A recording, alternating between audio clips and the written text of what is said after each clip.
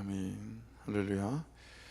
여기 가이샤라는 여러분들이 알고 있는 마태복음 16장에 나오는 그 16장 16절에 주님께서 야 됐고 세상 사람들은 그렇다 치고 너희들은 나를 누구라 하느냐라고 물어보셨을 때 베드로가 그 유명한 대답, 주는 그리스도시요 살아계신 하나님의 아들이십니다. 이게 16절이잖아요.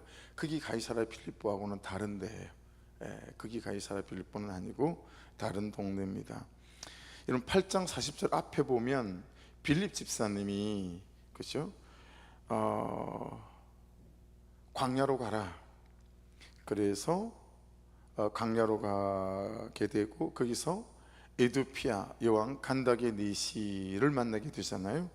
그리고 이제 이사야 말씀을 설명하고 세례를 주고 그리고 갔던 곳이 가이사라였었어요. 이곳이 그곳이에요. 시간적으로 따져보면 베드로 사도가 가이사라에 갔을 때는 그때로부터 적어도 한 4년에서 5년 정도의 시간의 갭이 있죠. 그 지난 다음에 지금 베드로 사도가 갔다라고 보면 되겠죠. 그러니까 이미 빌립 집사님을 통해서 가이사라는 복음이 전해진 동네라고 보면 되겠죠. 그 중에 회심한 사람들도 있었고 그 중에 한 사람이 고넬료라는 사람일 수 있겠다라고 우리가 충분히 짐작이 되어집니다. 그죠? BC 1세기, 2세기 여러분 이때 당시 로마 군대는 6,000명의 한 군단이었어요. 6,000명의 한 군단이고요. 그 6,000명은 600명으로 나눠진 10개 부대, 그리고 600명으로 나누어진 10개 부대는 다시 100명으로 나누어진 10개 부대로, 그렇게 100명씩 나누어진 10개 부대, 그 위에 600명으로 나누어진 또 10개 부대, 그리고 6,000명. 그래서 이 백부장은 이 100명의 병사를 이끄는 우두머리가 이 백부장이에요. 그래서 이 사람이 그런 사람인 거예요. 그래서 고넬료라고 하는 것은 그 당시에 1세기쯤에 여러분 노예들을 1만 명이나 해방시킨 아주 우리나라 같으면 이순신 장군 그런 모르는 사람이 없잖아요. 그런 것처럼 이 퍼블리스 코넬리우스 고넬료라고 하는 슐라라고 하는 유명한 장군이 있었다고 해요. 그래서 고넬료라고 이름을 흔하게 지었대요. 우리나라 같으면 철수영, 요즘은 이런 이름이 거의 없잖아요, 그죠? 그래서 아주 흔한 그런 이름을 갖고 있는 백부장입니다. 이방인의 도시잖아요. 그리고 고넬료도 이방이에요. 그래서 성경은 대단히 구체적으로 이 고넬료를 설명을 좀 하고 있는 것 같아요. 그러니까 보세요, 사도행전이지만 사실은 성령행전인 것 같고, 여러분 지금 우리가 10장까지 이제 오면서부터 뭘 느끼게 되죠? 야, 이게 순전히 전도행전이구나, 영혼을 구원하려는 전도행전이구나, 또 복음의 행전이구나, 여러 가지 이름을 붙일 수 있을 만한 그런 말씀들 있죠. 자, 오늘 10장 1절이 전도행전이라고 이름을 붙인다면 그 서막을 여는 첫 출발 부분이에요. 고넬료라고 하는 이방 도시에, 그리고 이방인, 그리고 이 이달리아의 군대 백부장이라고 하는 거죠. 그런 면에 있어서 여러분 보세요, 스데반 집사님을 통해서 그 뒷날부터 복음을 돌리고 흩어지기 시작했고, 그렇죠? 그리고 다시 순교하신 다음에 두 번째 빌립 집사님이 이 가이사라에 이르게 되어지게 되고, 우리나라 같은 경우에도 복음이 동진을 한 거거든요. 돌아서 우리나라에 1900년대에 복음이 들어오게 됐죠. 그러니까 우리나라까지 올 때는 여러분 건 1900년이 넘는, 그렇죠? 그런 시간들이 걸려서 복음이 온 거예요. 복음이 계속 흘러가는 거다. 시간이 빠르든 더디든 이 복음이 흘러가는 거다라고 하는 거죠. 누군가에 의해서 복음이 우리에게 전달되어지고 내가 믿게 되어졌고, 저처럼 누가 교회 데리고 왔는지 모르는, 전 도대체 어떻게 예수를 믿게 됐는지를 몰라요. 기억나는 가장 어린 날에 교회 앉아 있었어요. 아버지도 안 믿고 형들도 안 믿고 누나들도 안 믿고 아무도 안 믿었는데, 그래서 추측해보는 바 제일 친했던 친구가 중학교 2학년 1학기 헤어진 이후에 한 번도 만나본 적이 없는 백일성이라고 하는 장로님 아들이었던, 그 다음에 목욕탕집 아들이었던 김태율이라고 하는, 셋이 삼총사였는데 꼭 같이 교회를 다녔거든요. 그 친구들 중에 하나가 나를 전도했나? 근데 그 친구들은 초등학교, 중학교 친구란 말이에요. 근데 몰라요. 누가 저를 데리고 왔는지 몰라요. 근데 어쨌든 그 누군가로부터 제가 복음을 전달받았고, 여러분 생각해 보셔야 돼요. 그럼 나로 인해서 복음이 흘러가나 라고 하는 거예요. 그래서 여러분, 복음은 정말 내 안에서 경험되어서야 하고요. 왜냐하면 이 복음을 복음이라고 말할 수 있는 확신들이 있어야 되는 거잖아요. 그리고 그만치 복음은 정확하고 분명해야 되겠죠. 또 복음은 여러분 우리 안에 잘 정돈되어져 있어야 해요. 그래야 이야기할 수 있는 거죠. 그래서 여러분, 이렇게 복음이 명확하고 잘 정돈되어져 있고 경험될 수 있는 가장 좋은 길이 전도예요. 전도. 그래서 그냥 내가 생각해도 별스럽지 않은 복음인데 그냥 헌에 터진 그 복음을 전하는데 애들이 바뀌는 거예요. 그 3분짜리 2역과 2역 사이를 오가는 그 3분 안에 제가 복음을 전하면 얼마나 전하겠어요? 3분 메시지 전한 거잖아요. 근데 여러분, 그 전철 안에서 무릎을 꿇고 예수를 영접하기 원하는 오는 청년을 보고 나면 정말 생각이 달라져요. 그래서 여러분, 전도처럼 복음을 명확하고 분명하게 만들어주는 게 없고, 전도처럼 이 복음이 얼마나 능력 있는 이름인지 알 수 있게 만들어주는 게 없고, 복음처럼 복음을 경험하게 만드는 게 없어요. 그래서 여러분, 전도하는 것은 사실은 우리가 금천역전에서 전도지를 나눈 것은 여러분 어떤 면에 있어서는 홍보에 가깝죠. 복음을 풀어서 설명하지는 않잖아요, 그렇죠? 그래서 계속 말씀드리지만 전도는 초청하고는 달라요. 11월 첫째 주, 셋째 주 좀 와보세요라는 초청으로 끝나면 곤란하다. 그건 초청이지, 전도는 내가 복음을 삶으로 나누든 입으로 나누든, 그리고 그가 예수의 제자가 될 때까지 기도로 중보로 그를 케어하고 섬기고, 그까지가 전도다라고 하는 개념이 우리 안에 있어야 된다라고 하는 거죠.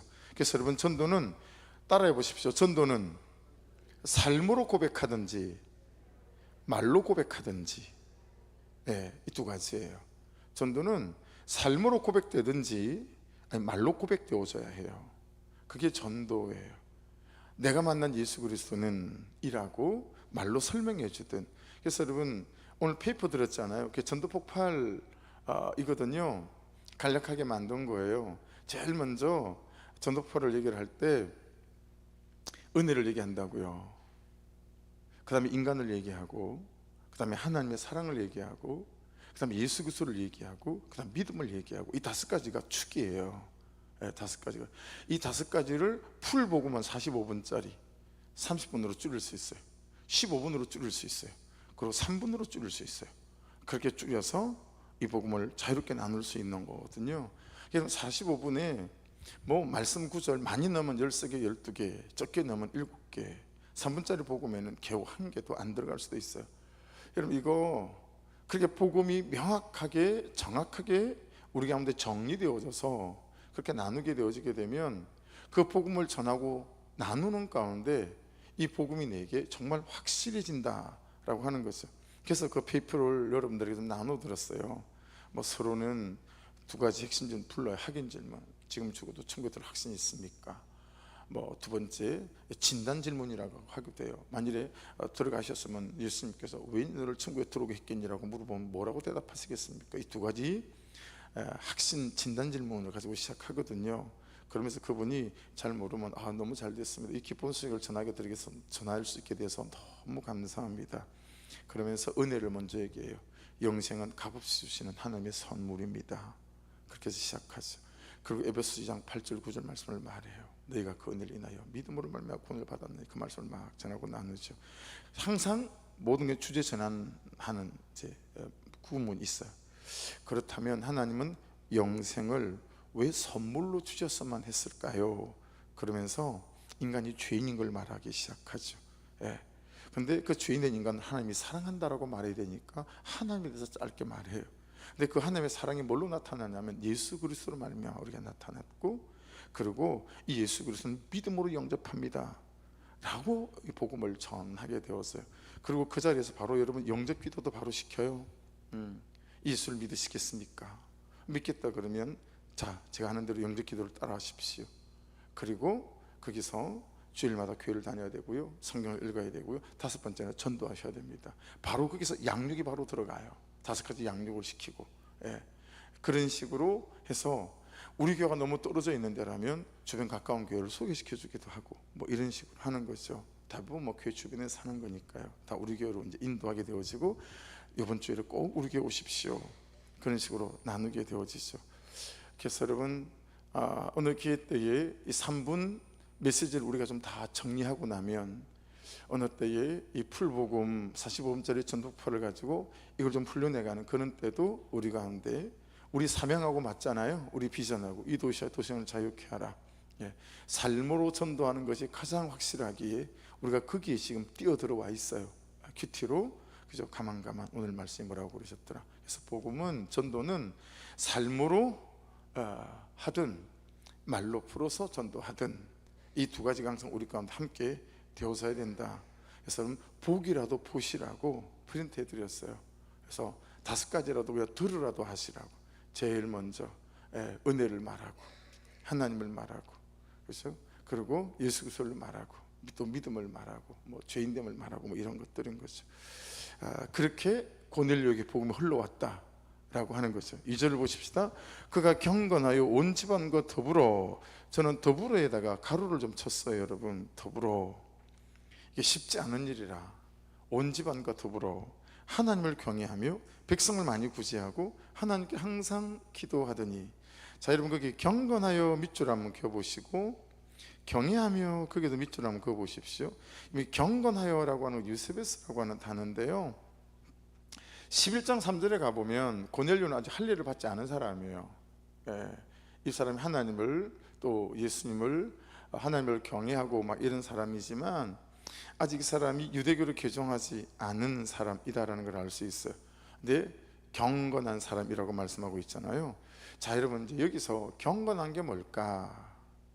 이게 이제 중요한 것 같아요. 경건한 게 뭘까? 어떤 사람을 보고 경건한 사람이라고 할까? 항상 예배하는 사람일까? 기도하는 사람일까? 큐티하는 사람일까? 어떤 사람이 경건한 사람일까요? 단어 자체로 보면 하나님을 두려워하는 사람이에요. 두 번째, 하나님 없으면 안 되는 사람이에요. 하나님, 저는 정말 하나님 없으면 안 돼요라고 하는 그건 아주 살뜰한 마음이 있는 거예요. 그리고 하나님을 두려워하는 마음도 같이 있는 거죠. 여러분, 한번 생각해 보세요. 의외로 우리가요, 진짜 하나님을 두려워하지 않아요. 그래서 우리 마음대로 하잖아요. 그죠? 태도며 습관이며 뭐 끊어내는 것들이며 정말 두려워하지 않죠. 하나님이 정말 실제로다가 사실로다가 살아계신 분이라고 하는 부분에 대해서 우리에게 상당한 간격이 있어요. 근데 이 경건한 사람들은 이 살아계신 하나님이 너무너무 실제이고 사실인 사람, 그래서 그분이 너무 두려운 거예요. 그래서 그런지 여러분 보세요. 온 집안과 더불어, 지금 고넬료를 설명하는 거예요, 성경이. 첫 번째는 경건한 사람이다. 두 번째는 온 집안과 더불어 하나님을 경외했대요. 가장 어려운 거잖아요. 그래서 여러분, 디모데전서 5장 8절에는 이렇게 말씀하잖아요. 누구든지 자기 친족, 특히 자기 가족을 돌아보지 아니하면 믿음을 배반한 자요 불신자보다 더 악한 자니라. 이거 별로 없었으면 하는 말씀이에요. 내 가족 중에, 내 자손 중에 예수님을 믿고 있지 않고 예배드리지 않고 있는 사람들이 있다면 불신자보다 제가 더 악한 사람이다 라고 한다는 얘기는 어떤 거예요? 정말 삶으로 말씀을 따라 살며 내 삶을 통해서 그들이 예수 앞에 나올 수 있도록 우리가 살아가지 못한다 라고 하는 부분이죠. 말로 예수를 전하는 것보다 삶으로 예수를 전하지 않는 삶에 대한 책망일 수 있겠죠.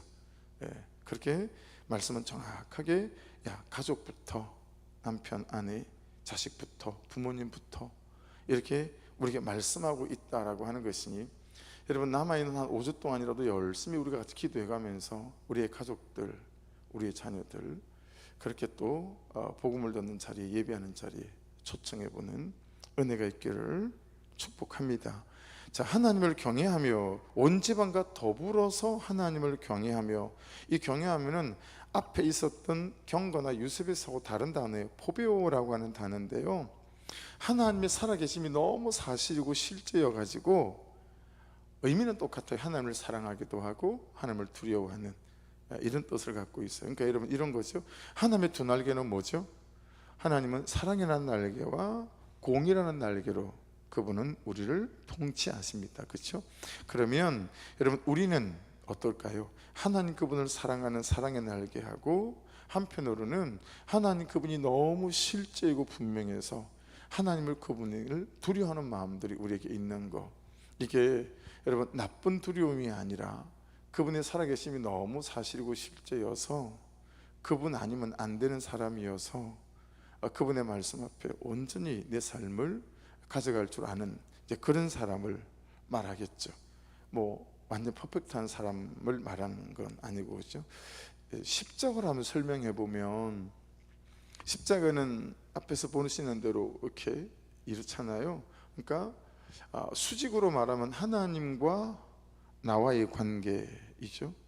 그리고 이게 잘 되어지게 되면 나와 그의 수평적인 관계, 대사회적이든 대인간 관계이든 이런 걸 말하는 거 아니겠습니까? 그렇죠? 그래서 이 고넬료 이분은 구제하는 사람이었다고 말씀하죠. 하나님을 경외하고 그 다음에 구제하고 많은 백성들을, 그죠? 그러니까 영혼을 불쌍히 여길 줄도 알고 사람을 긍휼히 여길 줄도 알고, 하나님이 나를 부르심의 목적이나 보내심의 목적, 이런 것들을 아는 사람이라고 할 수 있겠죠. 백부장이라고 하는 이 위치가 이방인임에도 불구하고 내가 참 사람을 살리고 세우는 일에 그의 인생의 목적과 방향이 있는 것처럼 깨닫고 아는 사람이었다는 사실을 알 수 있습니다. 그래서 하나님과의 올바른 관계가 있는 사람이고 사람들과의 올바른 관계가 있는 사람이다 라고 하는 것들을 깨달을 수 있는 거죠. 그래서 저는 그냥 자연스럽게 큐티책 이렇게 쓰게 되더라고요. 난 이게 왜 잘 안 되지? 이런 거죠. 그 살아계신 하나님에 대한 이 살뜰리는 마음, 뭘 보면 알죠? 누구보다도 그런 마음이 있음에도 불구하고 누구보다도 헷가닥 손바닥을 뒤집는 것보다 훨씬 더 쉽게 금방 내 욕심과 내 계획과 내 뜻과 음란과 정욕과 악함으로 넘어가 버리는, 하나님이 없는 것처럼 믿지 않았던 사람인 것처럼 그냥 일순간 그냥 아무 일도 없는 것처럼 그냥 쑥하니, 난 이게 이렇게 경외하고 경건하고 그분이 살아계신 그 하나님에 대한 온전한 두려움을 가지고 이렇게 살아가지 못할까? 이 질문이 탁 되어지니까 답답해지는 거 있죠. 나는 하나님을 왜 두려워하는지, 이게 저의 두려움이에요. 여러분 어떠세요? 여러분 하나님이 두려우십니까? 살뜰리십니까? 어때요? 내 신앙의 현주소와 나의 현주소, 나는 하나님을 두려워하나? 이게 정말 저의 두려움이 되더라고요. 나는 왜 맨날 이렇게 사람들과 많은 갈등과 다툼을 반복하는 거지? 가만 보면 이것도 시원찮고 이것도 시원찮은 거예요. 제가, 여러분 어떠세요? 나는 왜 주변에서 나로 인해 더불어, 고넬료처럼 더불어 믿는 사람들보다 나로 인해 신앙을 떠나고 믿음을 의심하게 만드는 사람이 더 많지? 라는 질문을 여러분 우리는 간간히 하지 않나요? 하지 않나요? 그래서 여러분 이걸 한 단어로, 우리가 알고 있는 단어로 바꿔보면 어떨까요? 고넬료라는 사람을 코람데오라고 할 수 있겠죠. 하나님 앞에서 사는 사람, 하나님 앞에서 사는, 고넬료 이분은 하나님 앞에서 사는 사람인 거예요. 여러분 코람데오에 세 가지 핵심 요소가 있어요. 큐티책에 한번 적어놔 보십시오. 이 코람데오, 고넬료는 코람데오다. 근데 코람데오 핵심 요소 세 가지가 있어요. 첫 번째는 뭐냐면 하나님의 임재 가운데 사는 거예요. 하나님의 임재 가운데, 어디에 있든 하나님이 함께 계심을 믿고, 어디에 있든 하나님께서 나를 보고 계심을 믿고, 어디에 있든 하나님께 나를 듣고 계심을 믿고, 이게 고람대오의 첫 번째 요소, 하나님 임재 가운데 사는 거. 두 번째 요소는 뭘까요? 하나님의 권위 아래서 사는 거예요. 하나님의 권위 아래서. 뭐예요? 모든 결정과 모든 행동이 하나님의 말씀과 뜻에 부합하는지 살피는 삶. 그래서 우리가 매일 가만가만 오늘 말씀이 뭐라고 하셨지? 이 집중하는 거예요. 이 하나님의 권위 아래 사는 거, 이건 뭐냐면 내 모든 결정과 선택, 행동이 하나님의 말씀과 뜻에 부합하는지 살피는 거죠. 네. 눈에 막 지나가지 않으세요? 부합하지 않는 삶. 할렐루야. 25개가 지나가고 32개가 지나가고 막 지나가시잖아요. 안 그런 분도 계신 것 같긴 하네요. 세 번째 뭘까요? 이게 이제 하나님의 영광을 위해서 사는 겁니다. 고람대오는. 고넬료가 그렇게 살잖아요. 하나님의 영광을 위해서 사는 거. 내 직업과 내 재능과 내 시간과 내 삶이 하나님 그분의 영광을 위해서 내가 살아가는 거죠. 그분의 뜻을 따라서. 이 세 가지가 고람도의 세 가지 핵심 요소입니다. 자, 이 세 가지 핵심 요소에 비추어서 몇 가지 질문을 한번 드려볼 테니까요. 질문이 되게 많은데, 청교도들이 붙잡고 있었던 질문이 되게 많은데 몇 개만 추려서 한번 여러분 고람도의 하나님 앞에서 사는 삶에 대해서 질문 드려볼 테니까 한번 여러분이 적용해 보시고 대답을 한번 생각해 보십시오.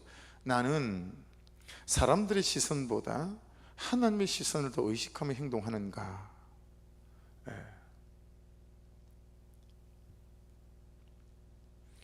제가 어제 엄청 시험에 들었어요.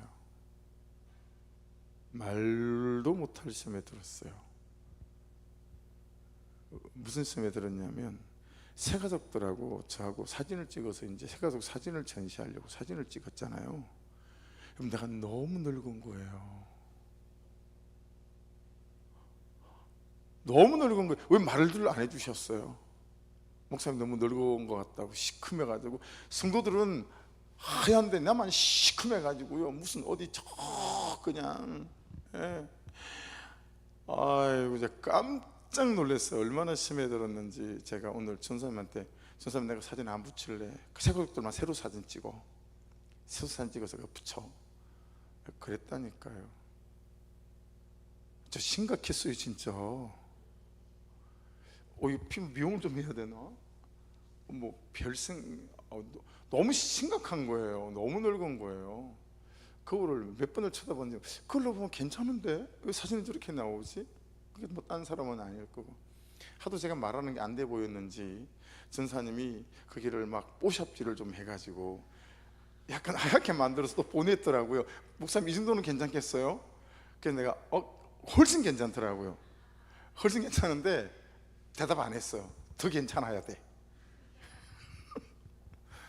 안 되겠다. 살 빼야 되겠다. 운동해야 되겠다. 밥을 줄여야 되겠다. 별 생각을 다 했어요. 이거 검색을 해야 되나?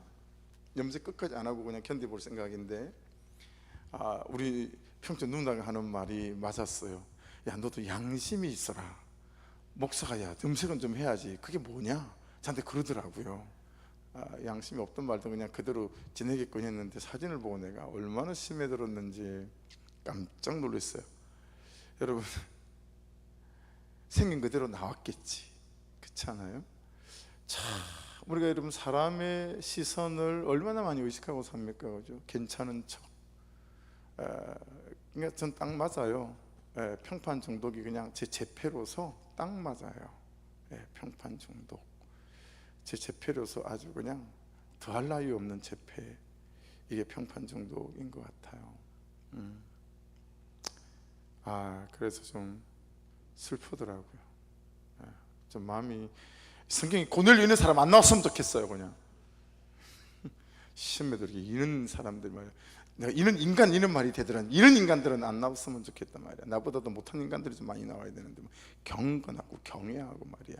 그게 사람이 그게 되냔 말이에요. 그죠? 집사님 그게 돼요? 안 되잖아요. 그죠? 왜 대답을 안 해요? 이런 인간들은 성경에 좀 뺐으면 좋겠는데 꼭 중간중간 이런 인간들이 나와가지고 속을 뒤집어 놓잖아요. 교넬료 별로 안 좋아요. 별로 안 좋아. 이런 생각 하나도 안 들어요. 두 번째, 고람되오. 어려운 결정을 내릴 때 하나님의 뜻을 먼저 구하는가. 여러분, 성도들 진짜 약았어요. 여러분들 얘기하는 건데 진짜 약았어요.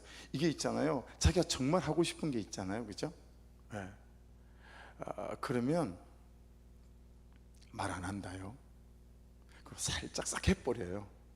그래 놓고 몰랐던 것처럼, 어쩔 수 없는 것처럼 살짝 얘기한다요. 속이 다 보여요. 얼마나 야가 빠졌는지. 누군지 얘기해 드릴까요? 한두 명이래야지.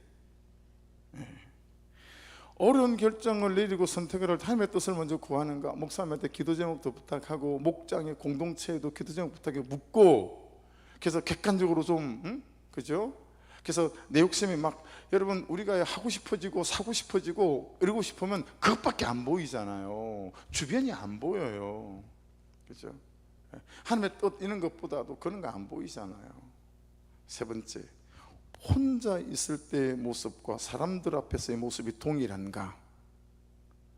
이게 고람데오라고 비춰볼 때 어떠세요, 여러분? 똑같으세요? 저는 끝까지 안 들켜야지 성도들한테 이런 생각 할 때가 있단 말이에요.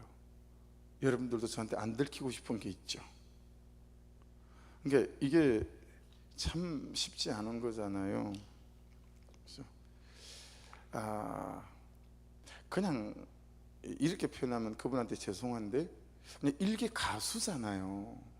근데 일개 가수인데 박진영이라고 하는 이 사람이 이제 연습생들을 모아놓고 그 짧게 그 얘기하는 걸 듣고 참 이런 생각이 들더라고요. 어떻게 가르치냐면, 이런 일들은 정말 연예인의 삶을 끝장낼 수 있는 거니까 이런 삶은 조심해야 돼 라고 다 가르친다는 거죠, 기획사에서. 근데 박정희 씨는 어떻게 가르치냐면, 이런 일들은 조심해야 돼 라고 가르치는 게 아니라 조심할 일은 아예 하지 말아야 돼, 이렇게 가르치더라고요. 그래서 좀 그분의 신앙이 이단 시비도 있고, 이분이 성경도 꽤 많이 가르쳐요. 이단 시비도 있고. 왜냐하면 아내 쪽이 구원파 쪽이랑 연결이 되어져 있는 듯해서 정확히 모르니까 말을 할 수는 없겠어요. 좀 더 정확해지면 말을 할 수 있겠으나, 어쨌든 혼자 있을 때 모습과 사람들 앞에서 모습이 동일한가. 네 번째, 이 질문도 한번 여러분 대답해 보세요. 나의 재능이나 재능이나 그리고 나의 시간이나 나의 삶이나 내 소유를 하나님의 영광을 위해 사용하려고 노력하는가 라고 하는 거예요. 내 시간, 내 재정. 그래서 어떤 사람은 절대로 시간의 방은 열어주지 않죠, 하나님에게. 노터치. 어떤 사람은 재정은 절대로 열어주지 않죠, 노터치. 사람 따라 다 다르니까요. 마지막 하나는 실수하거나 죄를 지었을 때 하나님께 솔직히 나아가고 회개하는가. 이런 것들이 고람데오라고 하는 부분 안에서 하나님 앞에 내가 살아가고 있는가라고 하는 것들을 돌아보게 만드는 그런 질문이다라는 거예요. 그래서 여러분, 고람데오의 반대말이 있다는 거 아세요? 고람데오 반대말이 있습니다. 코람 호미니부스라고 합니다. 코람 호미니부스. 이게 고람데오의 반대말이거든요. 코람 호미니부스가. 이 코람 호미니부스의 여러분 뜻이 뭐냐면, 사람 앞에서, 하나님 앞에서가 아니라, 두 번째 현실 앞에서, 세 번째 감정 앞에서, 네 번째 습관 앞에서, 다섯 번째 욕구 앞에서, 이 다섯 가지 앞에서 사는 사람이 코람 호미니부스예요. 하나님 앞에서 살지 않고 맨날 사람 앞에서, 사람 보기 좋은 거, 현실이 그냥 딱 좋으면 뭐고 다 믿음이고 예배고 다 던져버리고, 돌아가자, 우리 다시 애굽으로 돌아가자, 시시때때로 그러잖아요, 이스라엘 백성들이. 그렇죠? 그리고 감정 앞에서 그냥 감정이 그냥 싹 밀려오면 그때부터는 그냥 하나님도 없고 아무것도 없어요. 그리고 습관, 계속해서 해오던 익숙한 내 습관과 중독되어 있는 그런 것들에 관해서 정말 피 흘리기까지 목숨 걸고 여기에 덤비지 않는다 라고 하는 거죠. 그리고 제일 마지막이 욕구 앞에서 라고 하는 거죠. 예. 그래서 고넬료는 어떻게 이런 삶을 살아갈 수 있었을까? 그냥 다른 많은 삶이 있겠죠. 근데 성경에 노출되어져 있는 것은 뭐예요? 하나님께 항상 기도하더니 라고 성경에 말씀하고 있습니다. 그렇죠? 하나님께 항상 기도하더니, 구제하고 기도하는 것은 외적인 증거이겠고, 하나님을 경외하는 것은 마음으로 하는 것이니 또 내적인 증거, 물론 그게 삶으로 드러났으니까 외적인 증거도 될 수 있으나 이는 내적인 증거와 외적인 증거가 함께 있었던 사람이다 라고 하는 것들을 알 수 있어요.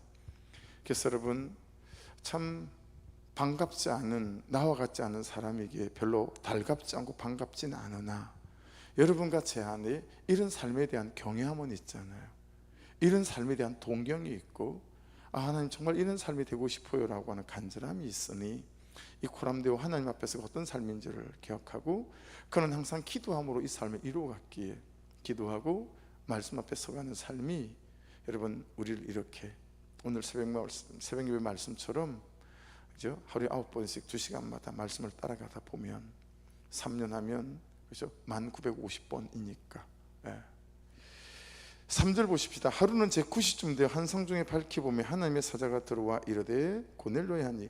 9시는 우리 시간으로 하면 몇 시죠? 3시, 오후 3시. 그렇죠? 유대인들이 정해진 기도 시간 중에 하나죠. 그러니까 여러분, 고넬료 이방인임에도 불구하고 유대인들과 더불어서 정해진 기도 시간에 기도하는 사람이었다는 사실을 알 수 있어요. 그가. 그죠?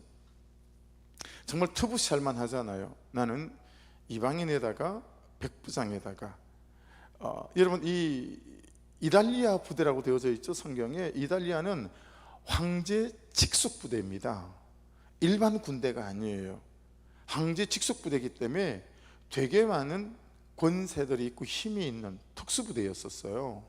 그러니까 이런 황제 직속 부대, 이달리아 부대 백부장 그러면 그 근방 전체를 다 통치하는, 그래서 총독이 거기 있었단 말이에요.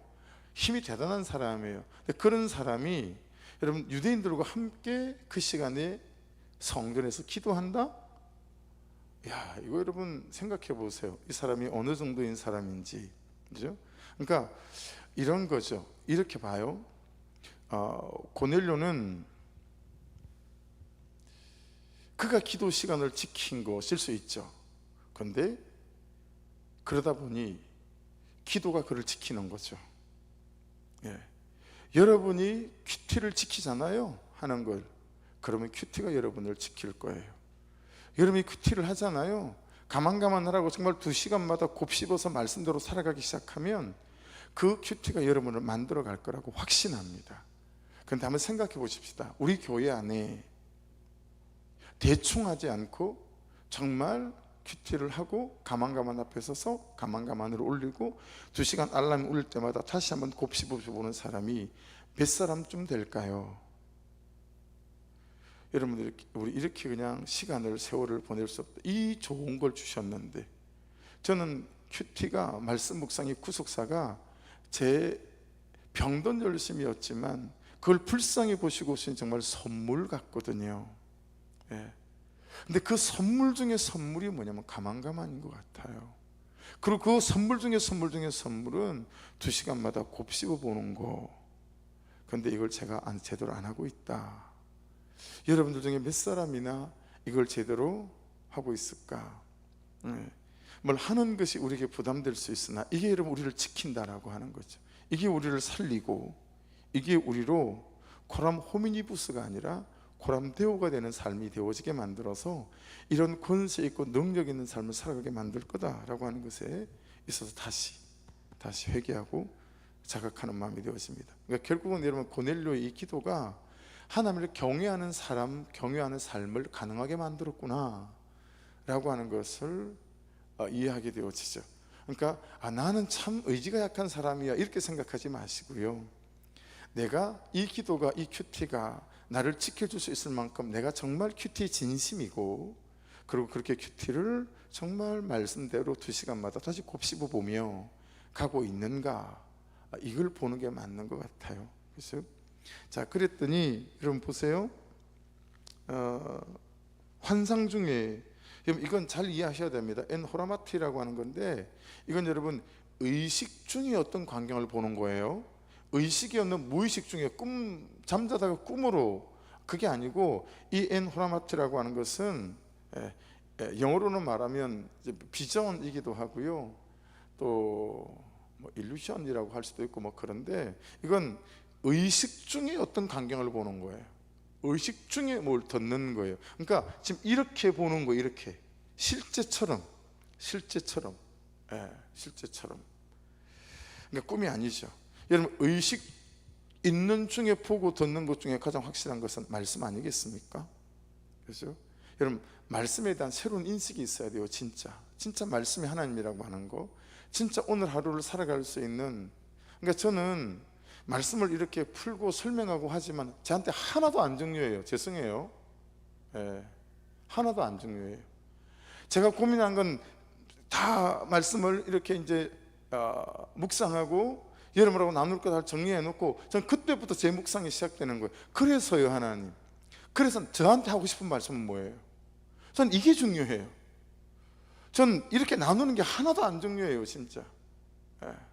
정말 마음을 다해서 막 2시간씩 3시간씩 새벽 3시, 3시 반부터 일어나서 하고 있지만, 저는 묵상해놓고 난 다음에 그냥 그래서요, 하나님 저에게 그래서 뭘 말씀하시고 싶은 거, 제가 뭘 들어야 되는 거죠? 그게 제가 이제 집중하는 거죠. 여러분 신비한 신앙적 체험 지금도 충분히 있을 수 있어요. 성경에는 신비한 기적 체험 많이 있어요. 근데 신비주의는 없어요. 이게 달라요.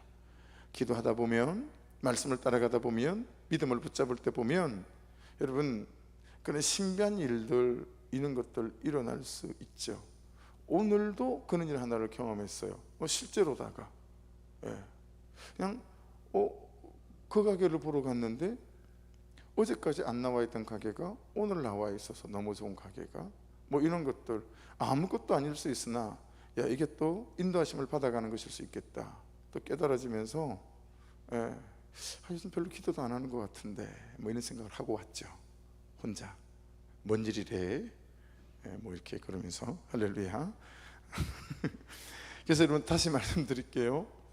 내 기울어진 느낌, 내 기울어진 감정에 기울어지기 쉬운 말씀 아닌 다른 것에 신앙의 중심을 두는, 여러분 그런 위험한 일을 자초하지 마시고, 여러분 말씀에 내 마음과 중심을 잘 들이시는 그런 은혜가 있기를 주의 이름으로 축복합니다. 그럼 가장 확실합니다. 4절 보십시오. 고넬료가 주목하여 보고 두려워 이르되 주여 무슨 일이니까? 천사가 이르되 내 기도와 구제가 하나님 앞에 상달되어 기억하신 바가 되었으니. 여러분 주여 무슨 일이니까, 이게 어떤 의미로 이렇게 들리세요? 말씀하십시오. 제가 듣겠습니다. 김양재 목사님 매일 큐티 방송을 들으면 그분의 큐티 하기 전에 항상 빠뜨리지 않는 기도, 그게 듣겠습니다 이 기도예요. 그리고 제 입장으로 말한다면, 그래서요 하나님 저한테 뭘 말씀하시고 싶은 거예요? 저 같으면 이런 거죠, 그렇죠? 주여 무슨 일이니까 말씀하십시오, 제가 듣겠습니다 합니다. 그래서 여러분 보세요. 주의 역사는 나의 들음으로 시작되고 나의 대답으로 또 출발합니다. 할렐루야. 그러니까 자꾸 뭐가 들어야 돼, 뭐가 있어야 돼, 그게 아니라 내가 들음으로, 그리고 나의 대답으로 또 출발한다고요. 나의 대답으로, 주님 말씀하시면 제가 듣겠습니다. 이런 거죠. 그래서 여러분 창세기 우리가 나눴던, 얼마 전에 28장 12절 하늘과 땅에 다 있다, 하나님과 우리가 다 있다. 꿈에 본 적 사닥다리가 땅 위에 서 있는데 그 꼭대기가 하늘에 닿았고, 또 본 적 하나님의 사자들이 그 위에서 오르락내리락 하고. 이 말씀을 요한복음 1장 51절에 예수님께서 나다니엘에게 하신 말씀이 있어요. 이 나다니엘은 빌립이 데리고 왔거든요. 빌립. 그래서 제자 중에 또 이르시되, 예수께서 하신 말씀이에요.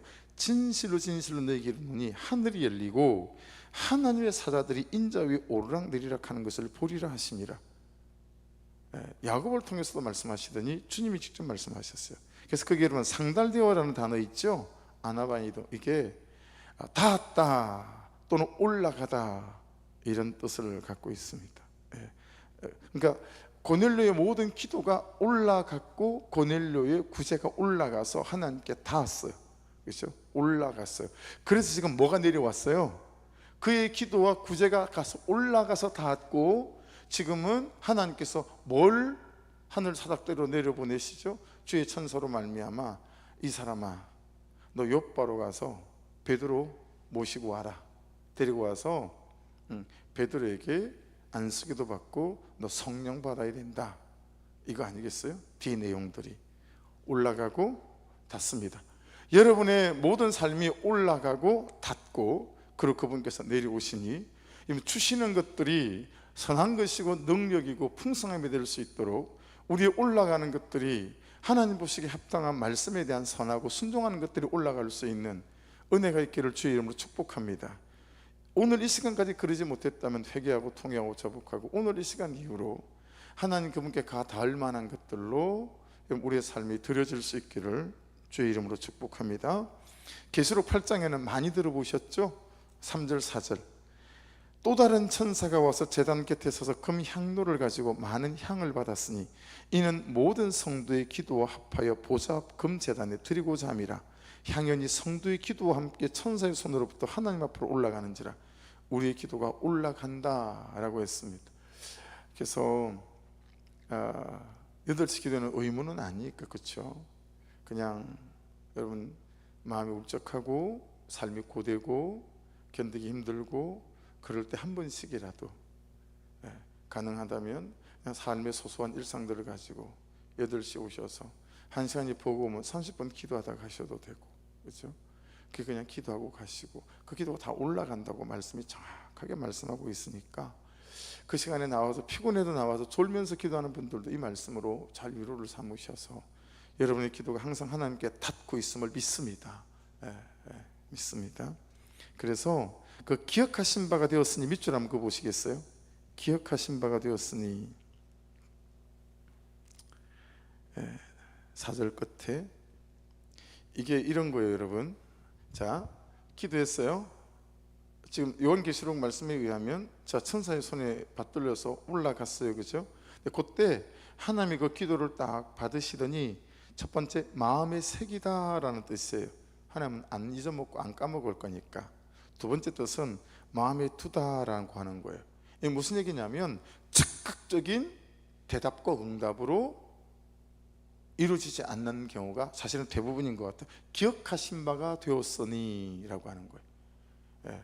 바로 응답하셨으니가 아니라 기억하신 바가 되었으니 하나님 그분의 마음에 새겼고요, 그분의 마음에 두셨어요. 사랑하는 여러분, 여러분의 모든 기도들이 그분의 마음에 새겨졌고 하나님 그분의 마음에 또 그분의 마음에 하나님께서 이렇게 두고 계신 줄로 믿습니다. 그러니까 이런 거죠. 기도를 하는 것은 나의 일이에요. 나의 그 기도를 익히고 열매가 되게 하시고 해서 하나님의 섭리의 때에 우리에게 대답하시고 응답하시고 일하시는 것은 하나님의 일이다라고 하는 거예요. 할렐루야. 그러니 기도했는데 아무 일이 없어요? 아니요. 그분의 마음에 새겨졌고 그분의 마음에 두셨어요. 이게 기억하신 바가 되었으니란 단어의 의미고 뜻이에요. 그러니 여러분, 우리의 기도가 우리 인생에 가장 아름다운 때, 적당한 때, 그분의 섭리의 때에 때를 따라 내려오셔서 응답하시고 우리를 이끌어 가시는 은혜가 있게 될 줄 믿습니다. 올라 못 가게도 하고 마음에 두지 못하게도 하는 것, 값을 이 땅에서 다 받아버리고 셈이 끝나버리게 만드는 것, 그런 것들이 여러분 생색내는 것인 것 같아요. 또는 사람들에게 인정받으려고 하는 것, 또는 조급함으로 내가 움직이는 것. 그래서 망한 사람이 성경에는 여럿 있지 않습니까? 그러니 여러분, 기도하시고 하나님 그분께서 우리의 기도를 익히셔서 열매로 만드신 연후에 우리에게 허락하실 때까지 저 여러분들이 절대로 지치지 않고 너무 울며 세월을 보내지 않으시고 담대함으로 하나님 그분이 새기시고 받으셨으니 이 기도를 익혀서 열매로 주실 줄 믿고 오늘의 이때를 감사로 잘 견뎌내시고 버텨내시기를 주의 이름으로 축복합니다. 기도하면서 버티는 자가 이기는 자입니다. 할렐루야. 5절 보십시오. 내가 지금 사람들을 요바에 보내어 베드로라는 시몬을 청하라. 여러분 지역을 딱 지명하시죠. 정확하게. 그리고 청해야 될 사람도 정확하게 딱 지명하십니다. 굉장히 구체적이고 명료하고 분명합니다. 그렇죠? 그러니까 여러분 11장에 가면 이때 또 다른 말씀이 또 있었어요. 그게 어떤 말씀이냐면 그가 너와 내 온 집안의 구원을 얻을 말씀을 내게 이르리라 그래요. 이 말이 새로 확 와닿더라고요. 그가 너와 내 온 집의 구원 얻을 말씀을 내게 이르리라. 우리가 제대로 가고 있는 거예요. 정말 맞는 길을 가고 있는 거예요. 그러니 이 말씀을 따라가는 길에 저와 여러분이 의심 없이 주저 없이 안 되지만 의심 없이 두려움 없이 정말 진심으로 잘 따라갈 수 있는 은혜가 있기를 주의 이름으로 축복합니다. 참 말씀이 멋있지 않아요? 그가 너와 내 온 집에 구원 얻을 말씀을 내게 이르리라 그렇게 말합니다. 그렇죠? 자, 그러니까 여러분 아까 제가 전도는 삶으로라고 말했는데 여러분 베드로의 삶을 고넬료가 어떻게 알겠어요? 모르죠. 근데 정말 중심에 있는 말씀에 있는 이 말씀이 처음 보는 사람에게도 그를 그 온 집을 구원으로 이끄는 정말 생명의 말씀이 능력의 말씀이다 라고 하는 것에 있어서 여러분 처음 보는 사람에게도 3분 메시지가 준비되어져서 이 복음이 분명한 복음, 확실한 복음을 전하는 일에 저와 여러분이 잘 준비될 수 있기를 주의 이름으로 축복합니다. 그래야 될 것 같아요. 자, 보세요. 여러분 여기서 보시면 사울에게는 누가 왔죠? 아나니아가 왔죠. 자, 오늘 고넬료에게는 하나님께 누구를 보내시죠? 베드로를 보내세요. 그렇죠? 여러분 하나님은 사람을 통해서 일하십니다. 그렇죠? 하나님은 사람을 통해서 사람을 살리시고 하나님은 사람을 통해서 사람을 세워가십니다. 그러니 여러분 질서에 순종해 가는 것은 굉장히 중요합니다. 아셨죠? 질서는 엄밀히 말하면 세 가지예요. 자, 첫 번째는 위의 질서가 있어요. 세우신 사람들에게 그 사람됨 때문이 아니라 그 세우신 역할 안에서 그 역할과 부르심에 순종하는 거예요. 여러분 남편이 순종할 만해서 순종하라는 거 아니잖아요. 하나님이 그 역할에 세우시고 부르신 거잖아요. 그렇죠? 그래서 복종하라는 거예요. 그러니까 질서는 세 가지라고요. 위의 질서, 하나님이 세우신 질서. 목원은 목자에게 순종할 수 있어야 돼요. 처방받을 줄 알고. 여러분이 계속 목원으로 있을 거 아니잖아요. 여러분도 목자가 되어야 될 거 아니겠어요? 그랬을 때 여러분 이 위의 질서에 순종하지 않으면 공동체는 세워져 갈 수가 없어요. 지금 성경에 말씀하고 있는 거예요. 그냥 하나님이 직접 하시면 되지 굳이 아나니아를 보내시고 굳이 베드로를 보내서 그러실 이유가 없잖아요. 근데 하나님은 꼭 사람을 통해서 사람을 살린다니까요. 사람을 통해서 사람을 세워간다니까요. 그러니 하나님이 세우신 위의 질서에 순종하셔야 돼요. 두 번째는 아래 질서가 있어요. 여러분 아래 질서는 뭘까요? 그를 위해서 나를 세우셨다는 걸 기억하라고요. 그를 위해서 나를 세우신 거예요. 그를 위해서 나에게 역할을 주신 거예요. 그러므로 여러분 아래 질서에 순종하는 건 뭐예요? 그 사람을 살리고 세우기 위해서 정말 헌신하셔야 돼요. 아래 질서에 정말 섬김을 다 해야 돼요. 섬김을 다 해야 돼요. 여러분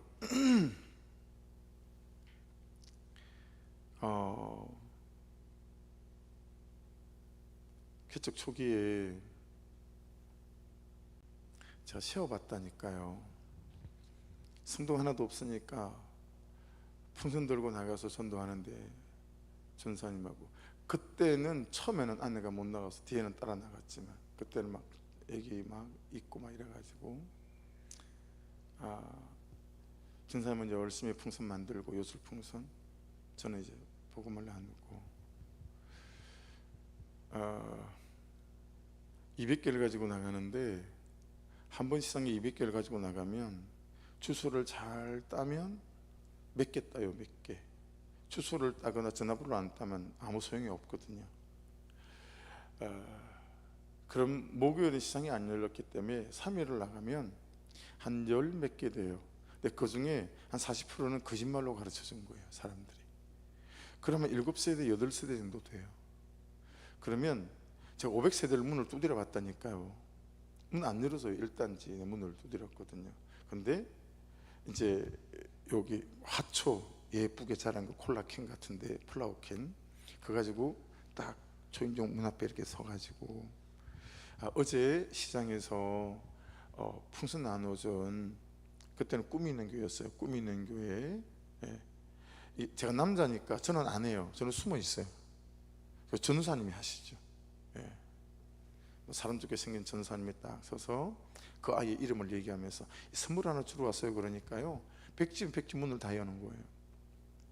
문을 열면 제가 나타나요. 나타나서 현관문에다 발을 딱 들이밀고 한 3분 정도 설명하면 돼요. 여러분, 이런 식으로 2,500명 정도를 만나면 1명 정도가 교회를 오더라니까요. 그렇게 한 사람 한 사람 전도한 거예요. 그러니 이사를 간다 어쩐다 해서 한 사람이 교회랑 멀어지게 되면 얼마나 마음이 어렵겠어요. 그렇죠? 한 영혼, 그냥 한 영혼이 교회에서 예배 드리는 게 아니거든요. 그 한 영혼을 맡긴 거잖아요. 근데 참 부실한 거예요. 그래서 여러분, 아랫질서가 있다는 걸 유념하셔야 돼요. 아랫질서에 순종하는 것은 그를 살리고 세우기 위해서 붙이 주셨으니 정말 헌신하고 섬김에 순종해야 된다. 나머지 하나는 질서는 뭐예요? 공동체예요. 공동체의 질서. 여기에 묻고 붙어가는 거, 그게 진짜 자기를 바꿀 마음이 있을 때 그렇게 하거든요. 정말 이 죄를 끊어내고 싶을 때 그렇게 하는 거거든요. 이 세 가지 질서를 여러분 잘 기억하셔야 됩니다. 베드로라는 시몬을 청하라. 이 말 다시 한번 보실래요, 여러분? 베드로라는 시몬을 청하라. 이 말이 되게 의미심장하게 와닿았어요. 베드로라, 아니 베드로를 청하라 그러면 되시지, 시몬을 청하라 그러면 되시지, 베드로라는 시몬을 청하라. 제가 여러분 이게 이렇게 해석이 되던데요, 들어보세요. 이제는 반석이 된 조약돌이었던 시몬을 청하라. 이 말씀이 그렇게 들리는 거예요. 여러분, 이제는 반석이 됐지만 원래는 걔도 너처럼 조약돌이었단다. 그 시몬을 청해라. 여러분, 그랬을 때 이 베드로를 부르러 가는 사람이 고넬료만 있었겠어요? 또 다른 사람이 있었을 때 그가 시몬이었던 그가, 예수를 3번이나 부인했던 그가 이제는 흔들리지 않는 반석 같은 사람이 되어져서 제자들 중에서도 수제자가 되어졌다니 뭐가 생겨요? 나에게도 소망이 생기는 거예요. 우리라고 소망이 안 생겨요? 우리에게도 그렇게 말씀하시는 거예요. 야, 베드로라고 시몬을 청해라. 야, 네가 베드로가 어떤 존재였던지 알지? 너하고 똑같았어. 근데 내가 그런 시몬을 베드로 되게 했잖니? 그러니 너도 내가 베드로 되게 할 수 있어. 할렐루야. 이게 복음 아닙니까? 야, 베드로 원래 시몬이었어. 조약돌. 이 현실에 이렇게 자빠지고 저 현실에 저렇게 자빠지고, 근데 그런 시몬을 내가 베드로로 만들어 놓은 거야. 그러니까 너도 소망을 가져야 돼 라고 하는 것 아니겠습니까? 시몬이라는 이름 자체가 이리 흔들 저리 흔들, 정말 시몬으로 살았던 그 자체가 다른 사람을 살리는 약재료로 주님이 쓰시는 거예요. 여러분, 우리의 모든 연약함은 약재료로 쓰셔서 그를 살리기 원하시는 그분의 은혜요, 그분의 손에 붙잡힌 도구인 줄로 믿습니다. 영혼을 살리는 나의 약함이라는 약재료, 나의 허점이라는 약재료, 그렇죠? 나의 실패라고는 약재료. 근데 우리는 이거 영혼 구원에 관심이 없고 구속사에 관심이 없으니까 그건 꼭꼭 감추고 잘나고 잘하고 잘된 것만 자꾸 드러내려고 하잖아요. 근데 그걸로 사람들이 회개하고 돌아서지 않는다고요. 우리 교회는 평원지기들한테, 초원지기한테 제가 가장 많이 잔소리 듣는 거, 목사님 아주 잘못하시는 거예요. 뭐가요? 왜 홈페이지를 안 만드시고 홈페이지에 목장 보고서를 그대로 안 올리세요? 우리 교회는 목장 보고서 때문에 부흥했다는 거예요.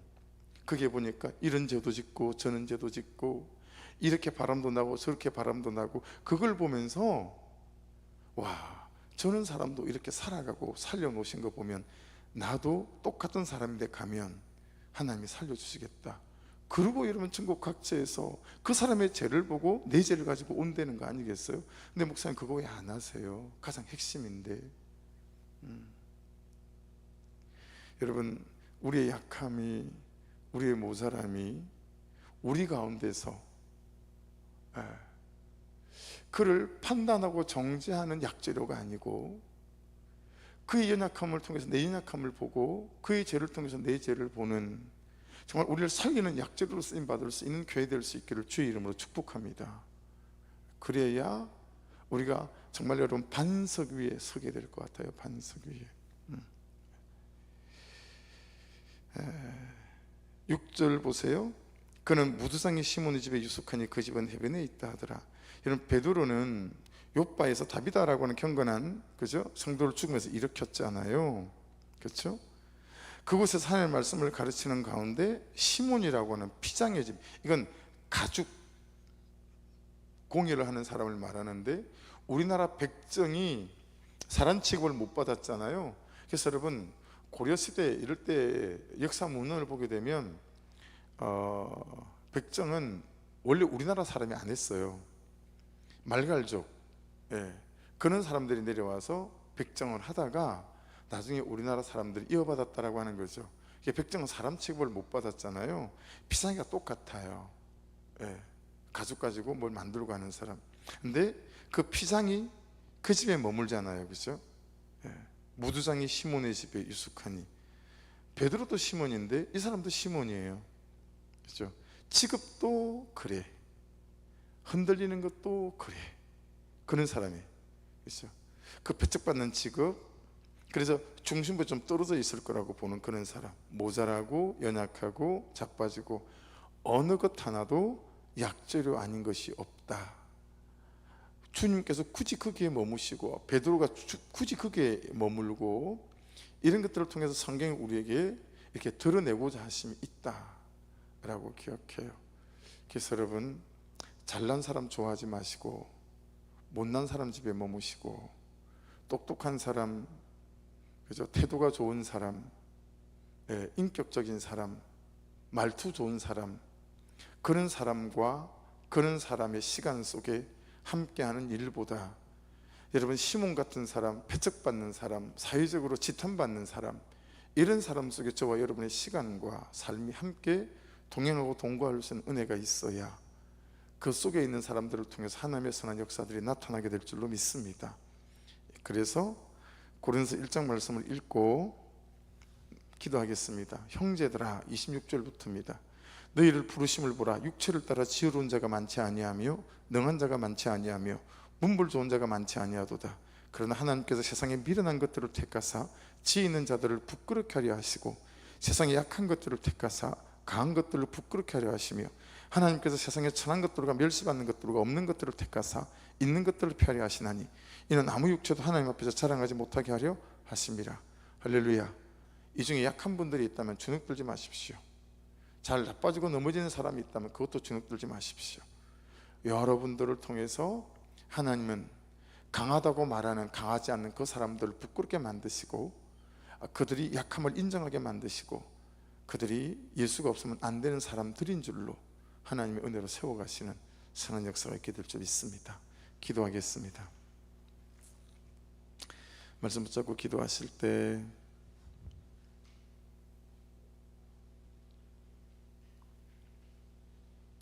한 가지만 붙잡고 그냥 기도하고 개인 기도들 많이 좀 하고 가셨으면 좋겠다 싶습니다. 우리 주일까지 한 사람 한 사람, 세 사람, 적어도 전도 대상자 세 사람 이름을 꼭 좀 적어올 수 있도록 목자님들은 우리 목원들을 좀 챙겨주시고, 저는 남자분들한테 또 전화를 돌리고 있습니다. 그래서 남자분들도 꼭 자기가 초청할 사람 세 사람 이름을 이번 주일에 다 명단 제출해서 바깥에 적어놓고 같이 기도하고 좀 그래 가려고 합니다. 그 기도 꼭 해주시고, 기도하실 때요 코람데오를 놓고 기도하죠. 그리고 코람 호미니부스, 정말 하나님 앞에서, 하나님 내가 고넬료처럼 하나님 앞에서 살아가는 하나님 그런 사람이 되어질 수 있도록 인도해 주십시오. 하나님 임재 가운데 살려고 하는 소망이 있고, 정말 하나님의 이 권위 아래서 모든 결정과 행동이 하나님의 말씀과 뜻에 부합하는지 살피는 삶이 되게 도와주시고, 정말 하나님의 영광을 위해서 살아가는 사람, 그래서 사람의 시선보다 하나님의 시선을 바라보고 어려운 결정을 선택을 할 때마다 하나님의 뜻을 먼저 구하는 사람, 정말 혼자 있을 때 내 모습이 하나님 앞에서 부끄러움이 없는 그런 모습으로 세워져가는 아버지, 그런 인생이 될 수 있도록 도와주시옵소서. 우리 주여 한번 부르고 이 기도하시고 11월 달에 있을 또 우리 영혼들을 살리고 초청하는, 전도하는, 그리고 교회 대출 문제, 재정 문제 가운데 아버지 간섭해 주시고 큰사랑교회 또 말일까지 잔금들이 정리될 수 있도록 그 은혜도 아버지 허락하여 주시옵소서. 우리 주여 한번 부르고 같이 한번 기도하겠습니다. 주여